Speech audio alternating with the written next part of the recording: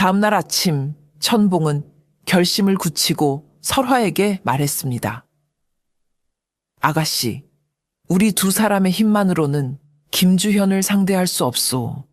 다시 그 노인을 찾아가 도움을 청해야만 하오. 설화는 미친 늙은이라 여겼던 황노인의 예언이 맞아떨어지는 것을 보고 그가 평범한 인물이 아님을 어렴풋이 짐작하고 있었기에 천봉의 제안에 동의했습니다. 두 사람은 다시 변장을 하고 조심스럽게 황노인을 찾아갔습니다. 황노인은 두 사람이 함께 나타난 것을 보고도 놀라는 기색 없이 마치 모든 것을 알고 있었다는 듯이 그들을 맞았습니다.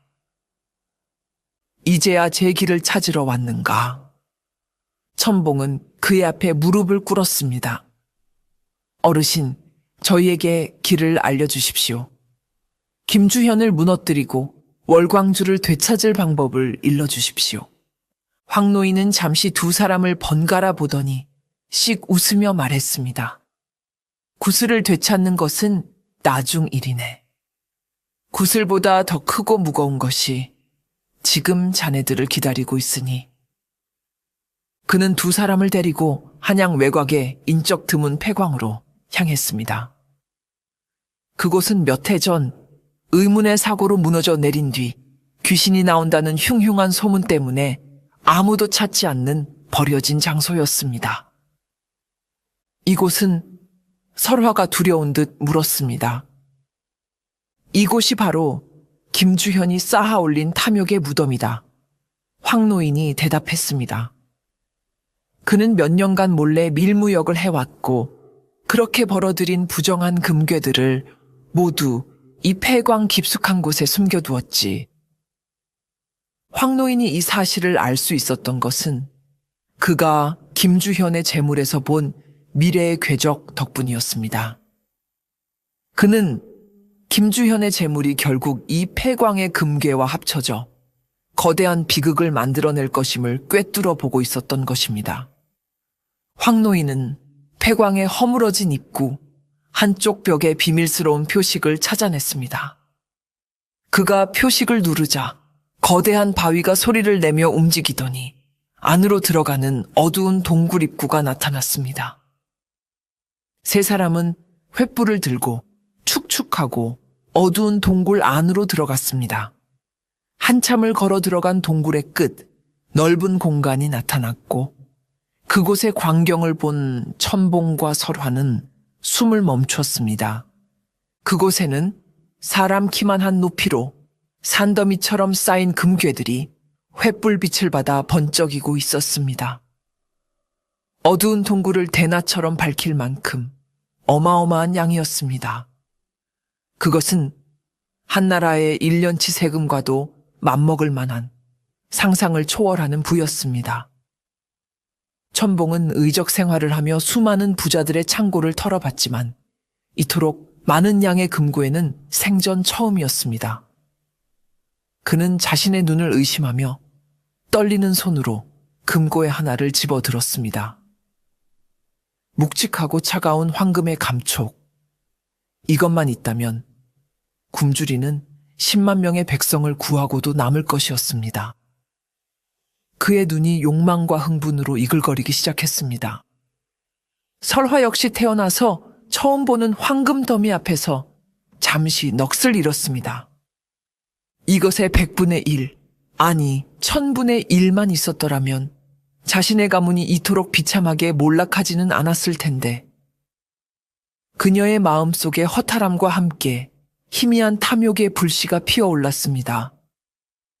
황노인은 두 젊은이의 흔들리는 눈빛을 보며 조용히 입을 열었습니다. 그의 목소리는 동굴의 벽을 타고 서늘하게 울려 퍼졌습니다. 자, 이제 황금은 눈앞에 있다. 허나 이것을 가질 자격이 누구에게 있는지는 이제부터 하늘이 시험할 것이다. 그의 말은 앞으로 닥쳐올 피비린내, 나는 비극의 서막을 알리는 예언과도 같았습니다. 폐광에서 엄청난 양의 금괴를 발견한 천봉은 잠시 이성을 잃고 흥분에 휩싸였습니다. 그는 당장이라도 이 금괴들을 자신의 산채로 옮겨 가난한 백성들에게 나누어 줄 계획을 세웠지요. 그는 황노인과 조설화에게 감사를 표하며 자신의 부하들을 불러 모으기 시작했습니다. 황노인은 그런 천봉의 모습을 보며 의미심장한 경고를 던졌습니다. 젊은이, 너무 서두르지 말게. 저 황금은 아직 자네 것이 아닐세. 저것은 주인의 덕을 시험하는 물건이라 자격이 없는 자의 손에 들어가면 반드시 재앙을 부르게 될 것이야. 저 금괴들은 곧 제 주인을 배신하게 될 운명이네. 하지만 금괴의 눈이 먼 천봉의 귀에 노인의 경고가 제대로 들릴 리 없었습니다. 그는 황노인의 말을 그저 늙은이의 노파심으로 여기고 서둘러 금괴를 옮기는 작업에 착수했습니다. 그는 며칠에 걸쳐 부하들과 함께 폐광의 금괴를 모두 자신의 산채 깊숙한 곳에 있는 비밀 창고로 옮기는 데 성공했습니다. 산채로 돌아온 천봉은 산더미처럼 쌓인 금괴를 보며 승리에 도취했습니다. 그는 마침내 김주현에게 통쾌한 복수를 하고 백성을 구원할 힘을 얻었다고 굳게 믿었습니다. 그는 부하들과 함께 연회를 열고 며칠 밤낮으로 술을 마시며 승리를 자축했습니다. 하지만 황노인의 예언은 틀리지 않았습니다. 비극은 가장 가까운 곳에서 가장 믿었던 사람의 손에 의해 시작되었습니다. 천봉의 부하들 중 흑표라는 자가 있었습니다. 그는 천봉의 오른팔로 오랫동안 그와 생사고락을 함께 해온 의형제 같은 존재였습니다. 하지만 그의 마음속에는 천봉에 대한 존경심만큼이나 깊은 질투심과 부에 대한 탐욕이 도사리고 있었습니다. 그는 산더미 같은 금괴를 본 순간 마음속에 숨겨왔던 악마가 깨어나는 것을 느꼈습니다. 이 모든 것이 내 것이라면 내가 이 산채의 주인이 되고 한양 최고의 부자가 될 수도 있지 않은가. 흑표는 결국 탐욕에 굴복하고 말았습니다. 그는 천봉이 연회에서 술에 취해 잠든 틈을 타 몰래 산채를 빠져나왔습니다. 그리고는 곧장 한양의 김주현을 찾아갔습니다. 대감, 제가 천봉 놈이 숨겨둔 금괴의 위치를 알려드리겠습니다. 그 대가로 금괴의 10분의 1과 저를 이 산채의 새로운 주인으로 만들어 주십시오. 김주현은 잃어버렸던 금괴의 행방을 알게 되자 쾌재를 불렀습니다. 그는 흑표의 배신을 기꺼이 받아들이고 그의 제안에 응했습니다. 두 탐욕스러운 자의 추악한 거래가 성립된 것입니다.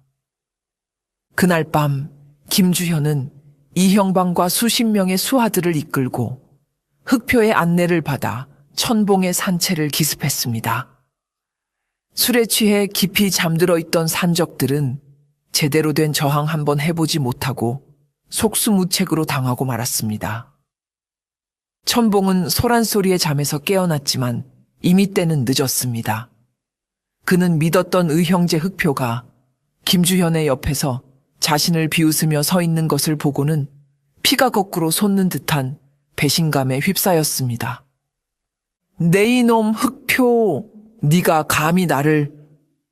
천봉은 분노하며 칼을 뽑아들고 맞서 싸웠지만 수적으로 열세였고 술기운 때문에 몸도 마음대로 움직여주지 않았습니다.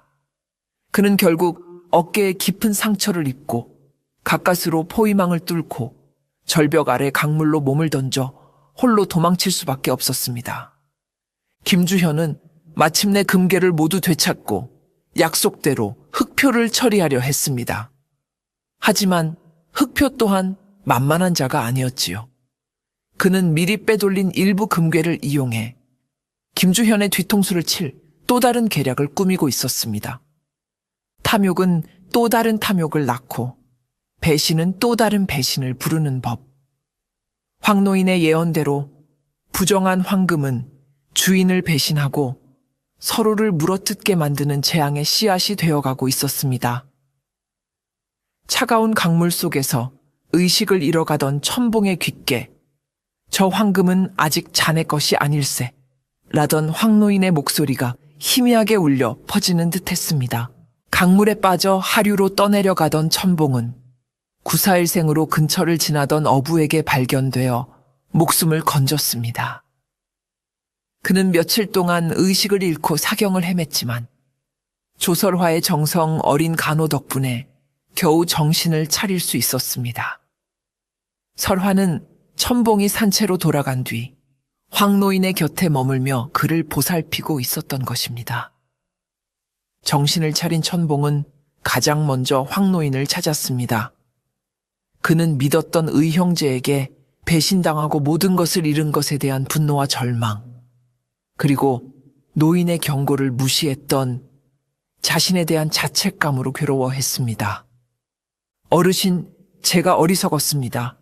어르신의 말씀을 듣지 않은 제 탓입니다. 이제 모든 것이 끝났습니다. 첨봉은 패배감에 젖어 고개를 떨구었습니다. 하지만 황노인은 그런 그를 보고도 위로나 동정의 말 대신 오히려 알 수 없는 미소를 지으며 말했습니다. 끝나다니? 아니, 이제부터가 진짜 시작일세. 그게 무슨 말씀이십니까? 금고에는 모두 김주현의 손에 들어갔고 저는 빈털터리 신세가 되었습니다. 이제 그를 막을 방법은 없습니다. 황노인은 고개를 저었습니다. 젊은이, 자네는 아직도 황금의 진짜 힘을 모르는구나.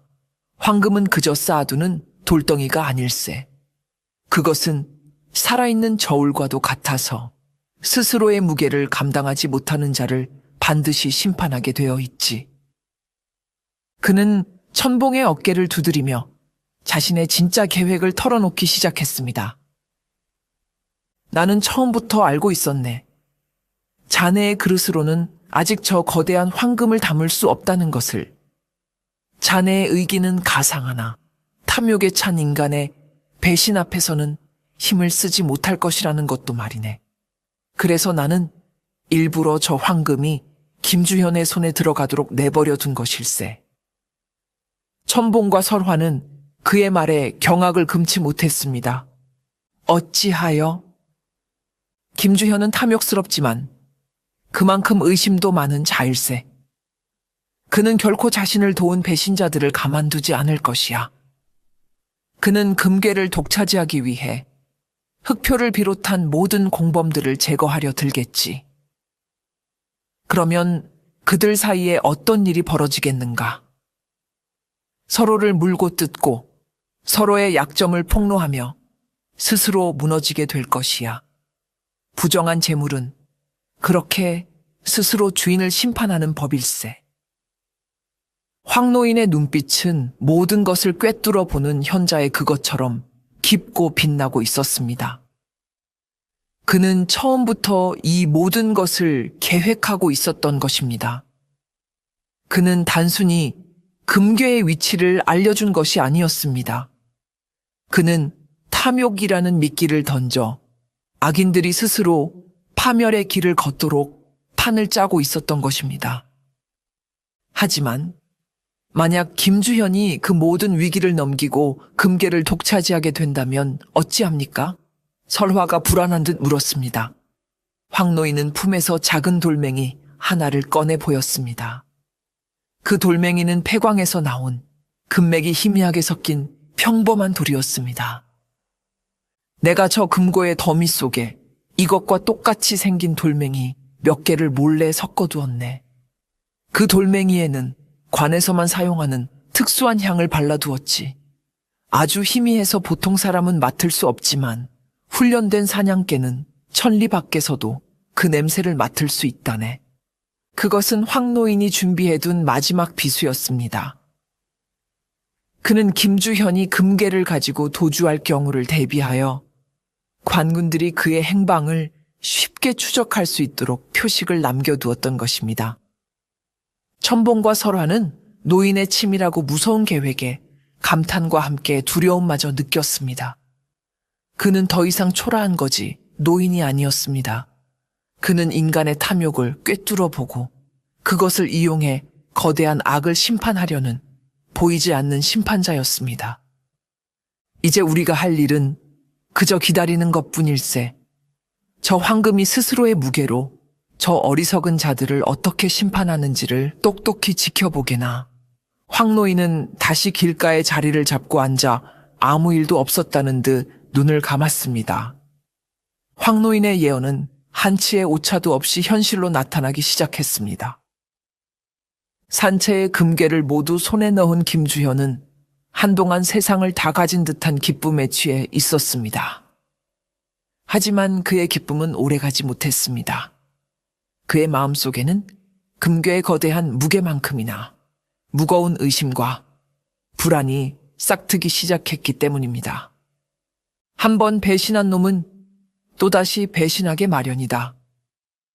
그는 자신에게 금괴의 위치를 밀고 했던 흑표의 존재가 심히 거슬렸습니다. 그는 흑표가 금괴의 비밀을 알고 있는 이상 언젠가는 자신의 뒤통수를 칠 것이라 굳게 믿었습니다.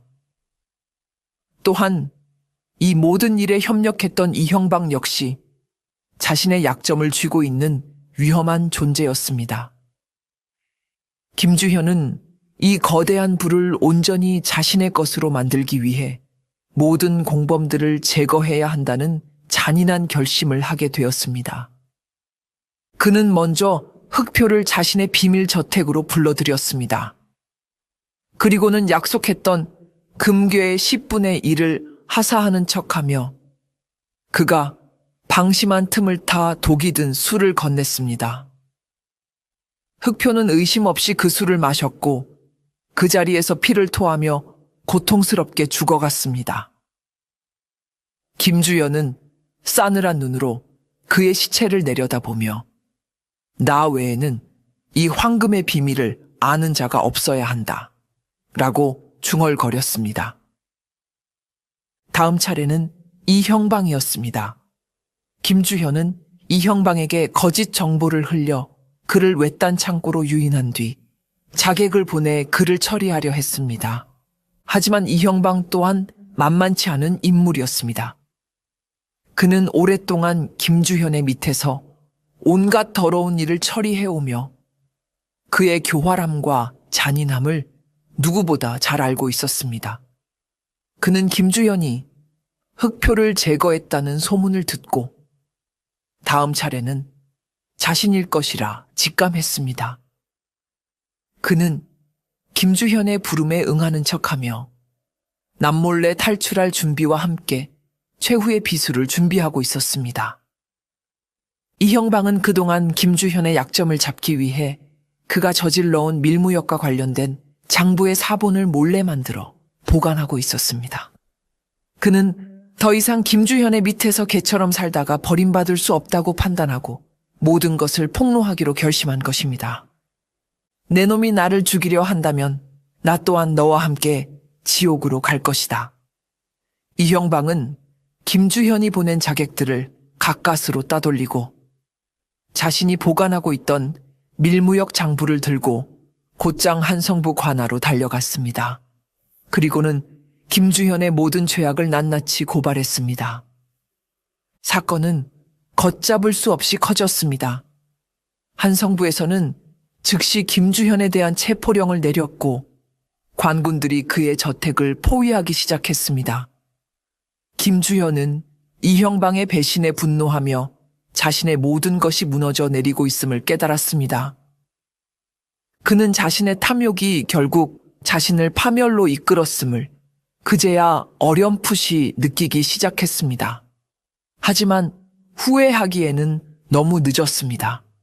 그는 남은 수하들을 이끌고 비밀 통로를 통해 금괴를 실은 수레와 함께 필사적으로 도주하기 시작했습니다.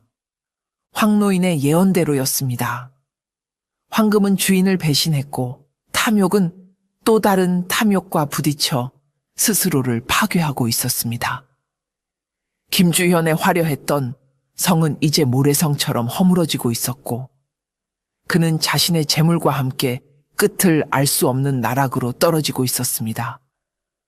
그의 몰락은 황금이 스스로의 무게로 주인을 심판하는 무서운 인과응보의 과정이었습니다. 김주현은 관군의 포위망을 뚫고 금괴를 가득 실은 수레와 함께 필사적으로 도주했습니다. 그의 목적지는 항구였습니다. 그는 배를 타고 이 나라를 떠나 멀리 명나라로 건너가 새로운 삶을 시작할 속셈이었습니다.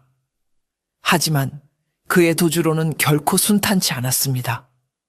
그가 금괴를 싣고 도망쳤다는 소문은 그의 뒤를 쫓는 관군들뿐만 아니라 한양의 모든 거지와 불안당 그리고 가난에 굶주린 백성들의 귀에까지 들어갔습니다. 굴러다니는 금괴라는 말은 사람들의 눈을 멀게 하기에 충분한 달콤하고도 위험한 유혹이었습니다. 김주현이 수레를 이끌고 저잣거리를 지날 때 기이한 일이 벌어지기 시작했습니다. 어디선가 나타난 수많은 사람들이 마치 약속이라도 한 듯 그의 앞길을 막아서고 수레에 실린 금괴를 향해 달려들었습니다. 저놈을 잡아라. 저놈이 나라의 돈을 훔쳐 달아난다.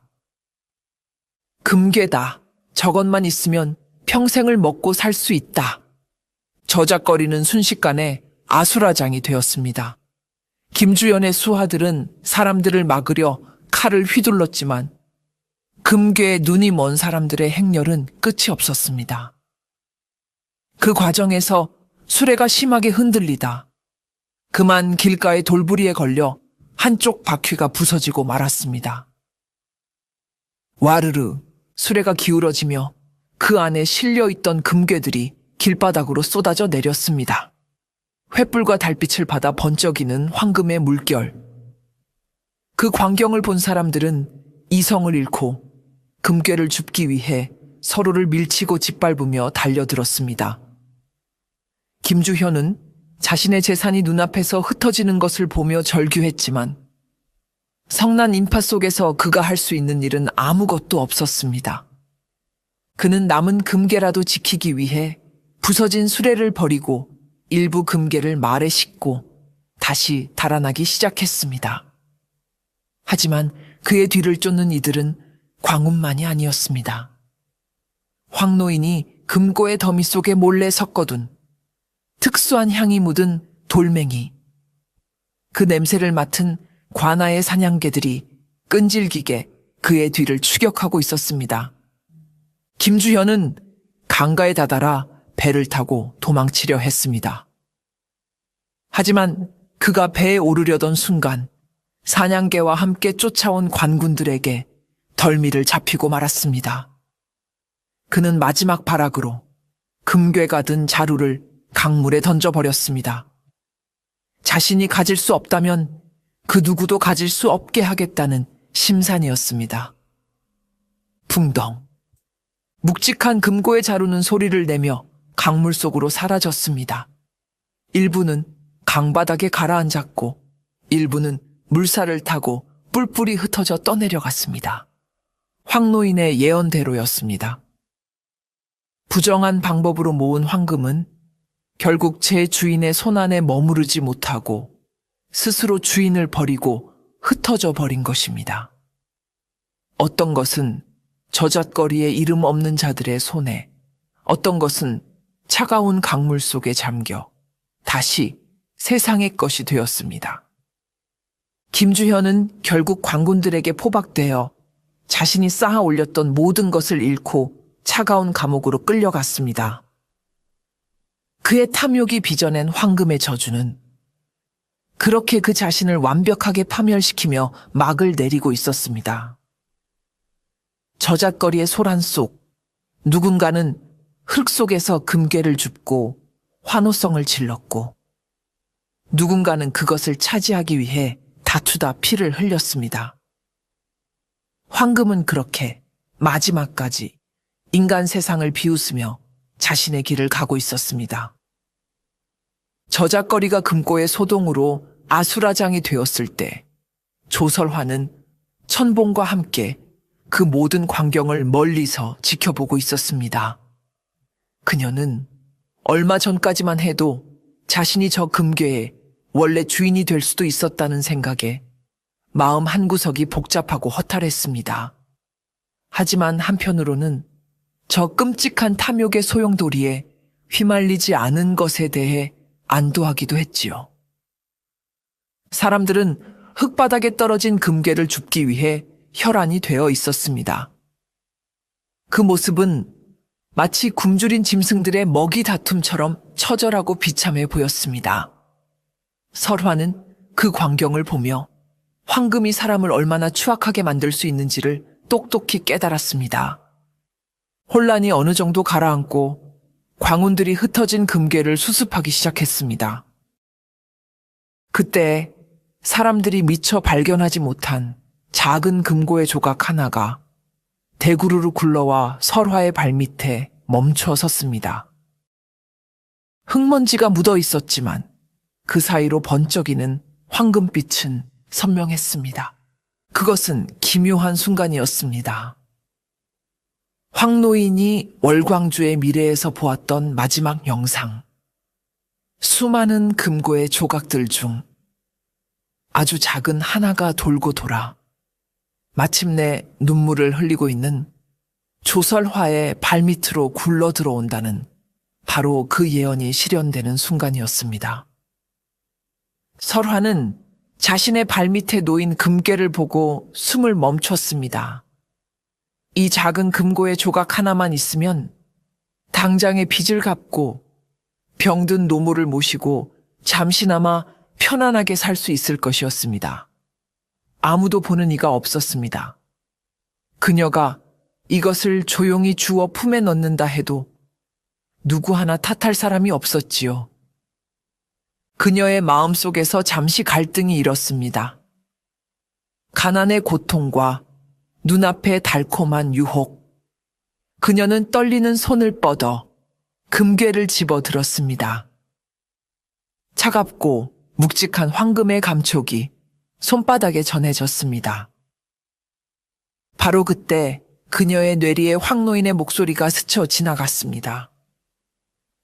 황금의 무게를 감당할 수 있는 자만이 진정한 주인이 될 수 있다. 이 금고에는 과연 어떤 무게를 지니고 있을까? 이것은 김주현의 탐욕과 수많은 사람들의 피와 눈물이 엉겨붙은 부정한 재물이 아닌가? 내가 이것을 차지한다면 나 또한 저들과 다를 바 없는 탐욕스러운 인간이 되는 것이 아닐까? 그녀는 고개를 들어 곁에 서 있는 천봉을 바라보았습니다. 그는 그녀의 선택을 그저 묵묵히 지켜보고 있었습니다. 그의 눈빛은 그녀를 시험하는 것이 아니라 그녀를 믿고 기다려주는 깊은 신뢰를 담고 있었습니다. 설화는 마침내 결심을 굳혔습니다. 그녀는 자신의 손에 쥐어진 금괴가 하늘이 그녀에게 내리는 마지막 시험임을 깨달았던 것입니다.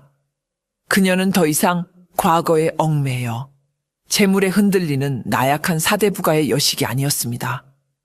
그녀는 자신의 힘으로 자신의 두 발로 당당히 서기로 결심한 새로운 사람이었습니다. 그녀는 손에 쥔 금괴를 자신을 위해 쓰지 않기로 마음먹었습니다. 이 부정한 재물은 마땅히 있어야 할 곳으로 그리고 가장 필요한 사람에게로 가야만 했습니다. 그녀는 금괴를 소중히 감싸쥐고 천봉을 향해 돌아섰습니다. 그녀의 얼굴에는 이전에는 볼 수 없었던 맑고 단단한 결의가 서려 있었습니다. 조설화는 묵직한 금괴를 손에 쥔 채 잠시 동안 그것을 가만히 내려다보았습니다. 이 작은 황금 덩어리 하나가 얼마나 많은 사람들을 울고 웃게 만들었으며 얼마나 많은 피와 배신을 불러왔던가. 그녀는 이제 그 무게를 알 것 같았습니다. 그것은 단순히 쇠붙이의 무게가 아니라 수많은 인간의 탐욕과 업보가 얽힌 운명의 무게였습니다. 그녀는 고개를 들어 자신을 말없이 지켜보고 있는 천봉을 마주 보았습니다. 그리고는 망설임 없이 손에 든 금괴를 그에게 내밀었습니다. 이것을 받으세요. 천봉은 그녀의 갑작스러운 행동에 놀라 의아한 표정을 지었습니다. 아가씨, 이것은 하늘이 아가씨에게 준 기회일지도 모르오. 이것만 있으면 당장의 어려움은 면할 수 있을 것이오. 하지만 설화는 단호하게 고개를 저었습니다. 아닙니다. 이것은 제 것이 아닙니다. 그녀의 목소리는 작았지만 그 안에는 강철 같은 의지가 담겨 있었습니다. 이 황금은 너무나도 많은 눈물을 머금고 있습니다. 제가 이것을 차지한다면 저는 평생 그 눈물의 무게에 짓눌려 살아가게 될 것입니다. 저는 더 이상 과거의 빚과 가문의 이름에 얽매여 살지 않을 겁니다. 저는 제 힘으로, 제 두 손으로 다시 일어설 것입니다.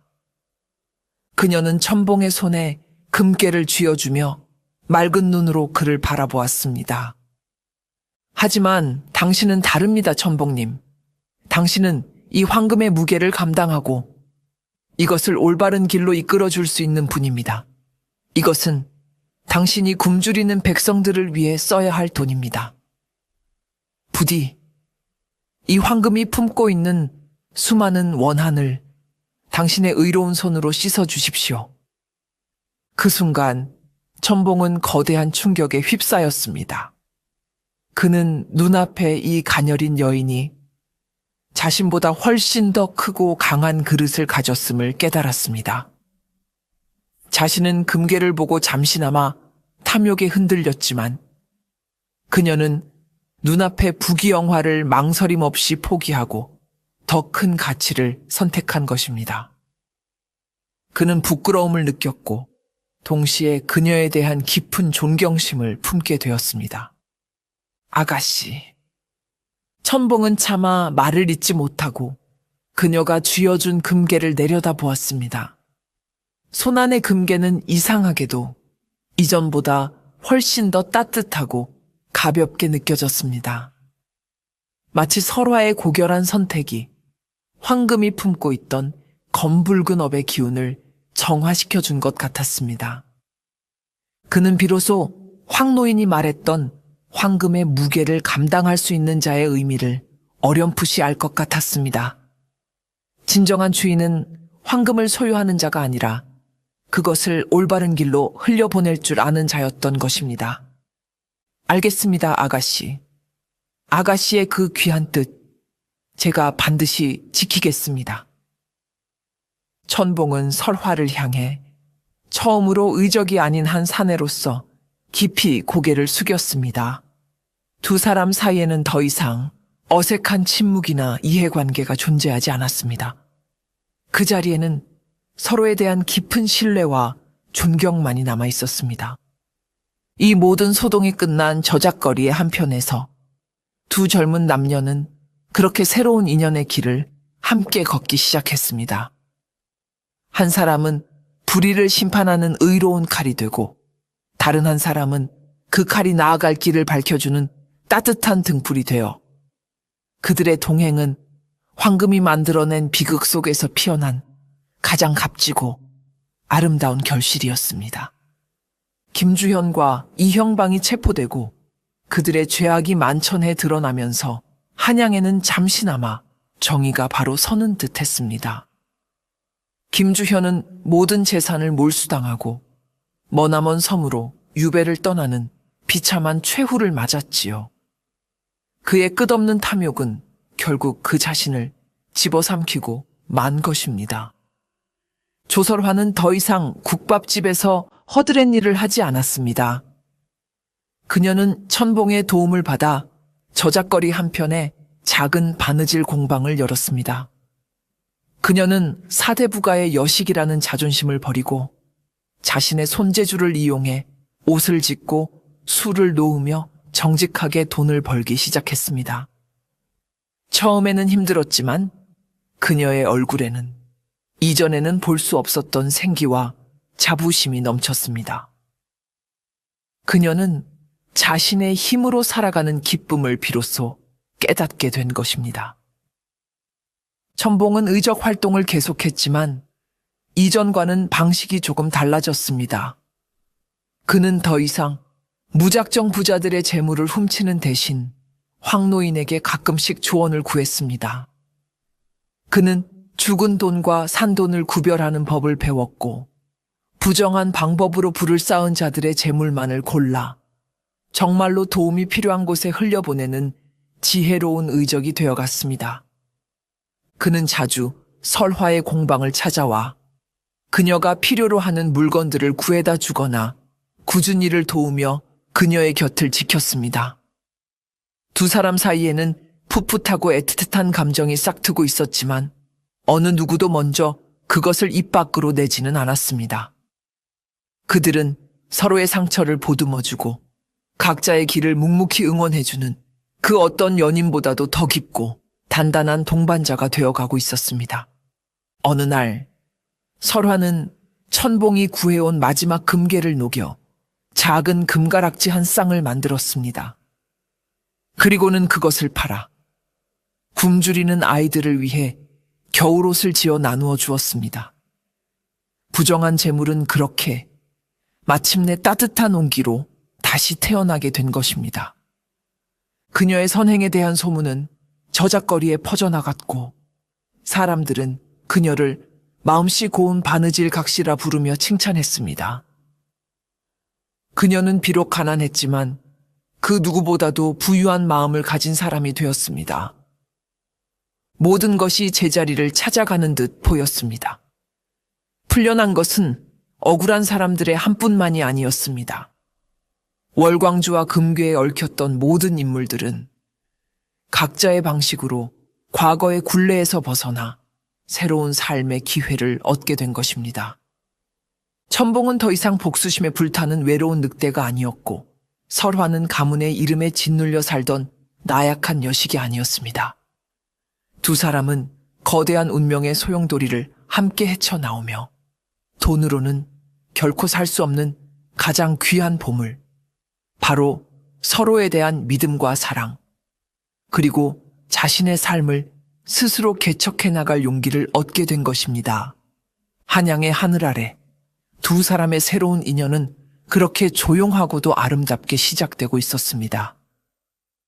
그것은 황금이 만들어낸 가장 큰 기적이었습니다. 모든 소동이 폭풍처럼 휩쓸고 지나간 뒤 한양 저작거리는 언제 그랬냐는 듯 다시 평온을 되찾았습니다. 사람들은 여전히 바쁘게 오갔고 물건을 사고 파는 소리는 활기찼습니다. 그리고 저작거리 길가 황노인은 여전히 그 자리에 변함없이 앉아 있었습니다. 그는 이 모든 비극과 희극의 거대한 연출가였지만 세상은 그의 존재를 알지 못했습니다. 어느 맑은 날 오후 천봉과 설화가 나란히 그를 찾아왔습니다. 두 사람의 얼굴에는 이전의 어두운 그늘 대신 평온하고 행복한 미소가 감돌고 있었습니다. 그들은 황노인 앞에 따뜻한 술 한 병과 소박한 음식을 차려놓고 나란히 큰 절을 올렸습니다. 어르신, 이 모든 것이 어르신 덕분입니다. 어르신께서 아니었다면 저희는 아직도 어둠 속에서 길을 잃고 헤매고 있었을 겁니다. 이 은혜를 어찌 다 갚아야 할지 모르겠습니다. 천봉이 진심을 다해 말했습니다. 설화 역시 고개를 숙이며 어르신의 가르침 평생 잊지 않고 살겠습니다. 라고 덧붙였습니다. 하지만 황노인은 그들의 감사 인사를 받지 않고 귀찮다는 듯 손을 저었습니다. 나는 아무것도 한 것이 없네. 그의 목소리는 여전히 무심하고 퉁명스러웠습니다. 그저 황금이 제 갈 길을 갔을 뿐이지. 탐욕스러운 주인을 버리고 제 무게를 감당할 줄 아는 새로운 주인을 찾아간 것뿐이야. 나는 그저 그 길을 조금 터주었을 따름일세. 그는 두 사람을 번갈아 보더니 씩 웃으며 말했습니다. 진정한 재물의 주인이란 금괴를 창고에 쌓아두는 자가 아니라 마음의 창고에 덕을 쌓는 자라는 것을 이제 알았는가. 자네들은 이제 겨우 그 첫걸음을 떼었을 뿐이니 앞으로도 교만하지 말고 정진하게나. 황노인은 두 사람이 가져온 술을 한 잔 따라 맛있다는 듯 들이켰습니다. 그는 더 이상 두 사람에게 어떤 가르침도 예언도 해주지 않았습니다. 이제 그들의 운명은 온전히 그들 자신의 몫이라는 것을 알고 있었기 때문입니다. 천봉과 설화는 그의 깊은 뜻을 깨닫고 더 이상 아무것도 묻지 않았습니다. 그들은 노인과 함께 말없이 술잔을 기울이며 저작거리의 풍경을 바라보았습니다. 잠시 후 두 사람은 노인에게 다시 한번 깊이 허리를 숙여 인사를 올리고 자신들의 자리로 돌아갔습니다. 그들의 뒷모습은 희망과 활기로 가득 차 있었습니다. 황 노인은 멀어지는 두 사람의 뒷모습을 보며 아주 오랜만에 만족스러운 미소를 지었습니다. 그는 아무것도 가지지 않은 세상에서 가장 가난한 거지 노인이었습니다. 하지만 동시에 세상의 모든 재물이 흘러가는 길을 꿰뚫어 보고 사람을 살리는 지혜를 가진 세상에서 가장 부유한 현자이기도 했습니다. 그는 다시 자리에 앉아 텅 빈 눈으로 세상을 바라보기 시작했습니다. 그의 임무는 아직 끝나지 않았습니다. 저잣거리에는 여전히 자신의 무게를 감당하지 못하는 부정한 황금들이 새로운 주인을 찾아 혹은 새로운 재앙을 찾아 쉼없이 흘러다니고 있었기 때문입니다. 황 노인은 다시 저잣거리 길가에 먼지 쌓인 방관자로 돌아왔습니다. 그의 눈에는 여전히 오가는 사람들의 재물에 깃든 미래의 궤적이 선명하게 보였습니다. 어떤 황금은 누군가의 병을 고치는 약값이 되어 따뜻한 빛을 발할 것이고 어떤 황금은 누군가를 해치는 칼이 되어 차가운 어둠을 뿜어낼 것이었습니다. 그는 이제 그 흐름에 섣불리 개입하지 않았습니다. 그는 깨달았던 것입니다. 자신이 할 수 있는 일은 운명을 바꾸는 것이 아니라 사람들이 스스로 자신의 운명을 선택할 수 있도록 작은 질문 하나를 던져주는 것뿐이라는 것을, 그 황금의 무게를 너는 감당할 수 있겠는가 하고 말입니다. 어느 날 그는 한 젊은 관리가 뇌물로 받은 금두꺼비를 품에 안고 흡족해하는 모습을 보았습니다. 그리고 그 금두꺼비에서 며칠 뒤 그를 파멸시킬 옥사리의 그림자가 피어오르는 것을 보았지요. 황 노인은 그저 그를 향해 나지막이 읊조렸습니다. 그것 참 무거워 보이는구나. 관리는 미친 노인의 소리로 치부하고 지나갔지만 그 말 한마디는 그의 마음속에 작은 가시가 되어 박혔습니다. 그가 그 가시를 뽑아내고 탐욕의 길을 계속 갈지, 아니면 그 무게를 깨닫고 돌아서게 될지는 이제 온전히 그의 몫이었습니다. 또 어느 날 그는 굶주린 자식들을 위해 도둑질을 하려던 한 아버지의 주머니에서 눈물로 얼룩진 슬픔의 빛을 보았습니다. 황 노인은 그에게 다가가 말없이 따뜻한 찐 감자 하나를 건넸습니다. 아버지는 의아해하며 감자를 받아들었고 그 따뜻한 온기에 잠시 얼어붙었던 마음이 녹아내리는 것을 느꼈습니다. 그는 결국 도둑질을 포기하고 다른 길을 찾아보기로 결심했습니다. 황 노인의 작은 온정 하나가 한 가족의 운명을 비극에서 구해낸 것입니다. 황 노인은 그렇게 세상에 보이지 않는 황금의 저울이 되어 그 자리에 앉아 있었습니다. 그는 황금을 탐하지도 멸시하지도 않았습니다. 그저 모든 재물이 제 무게에 맞는 길을 가도록, 그리고 그 재물의 주인이 자신의 그릇에 맞는 선택을 하도록 묵묵히 지켜볼 뿐이었습니다. 가끔 저작거리 저편에서 환하게 웃으며 바느질감을 나르는 설화의 모습과 그녀의 곁을 든든하게 지키는 천봉의 모습을 볼 때면 그의 주름진 입가에 희미한 미소가 피어오르곤 했습니다. 그는 자신이 던졌던 작은 돌멩이 하나가 이토록 아름다운 물결을 만들어낸 것에 만족했습니다.